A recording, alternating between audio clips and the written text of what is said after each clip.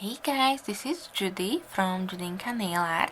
Welcome back to my channel, and today I have my weekly nail art tutorial video for you.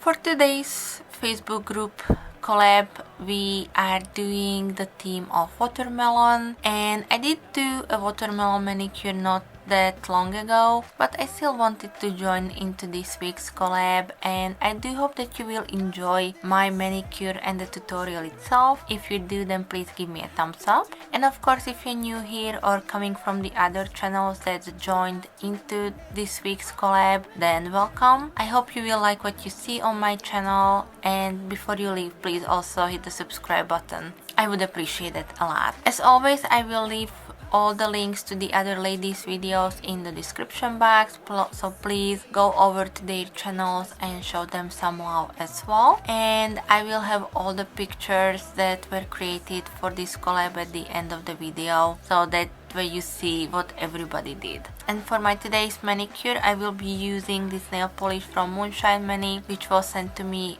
for review purposes, but I find it that it has a really nice watermelonish kind of green hue to it, and I just thought it will be great for today's manicure, so I do hope you will enjoy it. Alright guys, I think that's it for my rambling.